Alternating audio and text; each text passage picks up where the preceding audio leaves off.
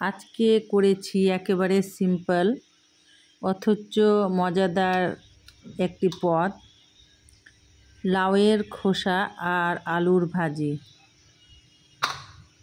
লাউ খাওয়ার পর এর খোসা আমরা অনেক সময় ফেলে দিই, তো এই খোসাতেই আছে ভরপুর পুষ্টিগুণ। বাজার থেকে এরকম কচি লাউ আনা হয়েছিল, তো লাউয়ের তরকারি হবে। তো খোসাটাকে না ফেলে দিয়ে আমি এর আলুর সঙ্গে ভাজা করে নেব ভাজি। তার জন্য আমি এভাবে মোটা মোটা করে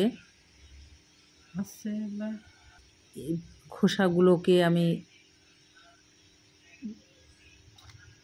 ছিলব,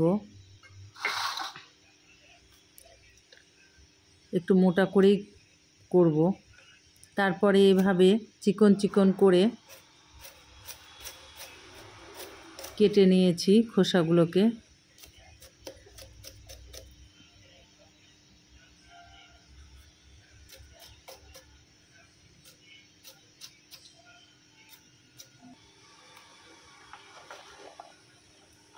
দেখতেই পাচ্ছেন কত সুন্দর চিকন করে কাটা হয়েছে।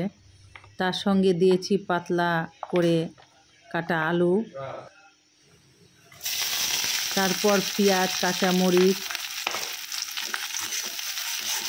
হালকা তেলে ভেজে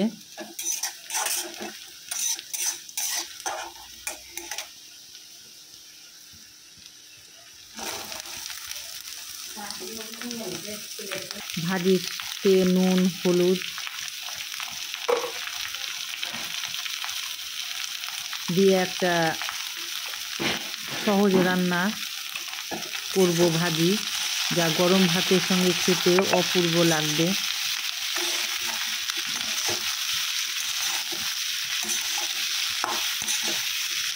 এমনিতে লাউয়ের খোসায় থাকে প্রচুর আঁশ, যা হজমের সহায়ক, আর এতে শরীর ঠান্ডা রাখে এবং গরমকালে বেশ উপকারী এটা। আর আলু তো শক্তি যোগায় এবং ভাজিটিকে আরও স্বাদে ভরপুর করে দেয়। আর এই ভাজি শরীরের টক্সিনও দূর করতে সহায়ক।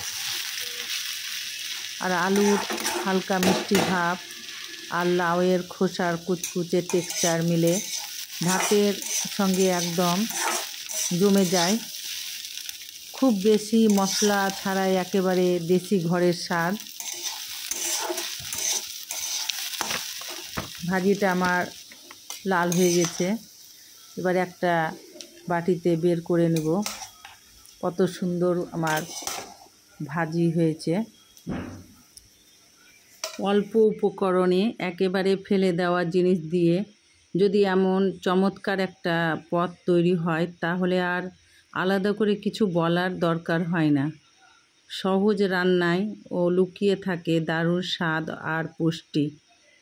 আমার রেসিপিটি ভালো লাগলে অবশ্য লাইক কমেন্ট করে পাশে থাকবেন। আর রেসিপিটি সঙ্গে থাকার জন্য অশেষ ধন্যবাদ।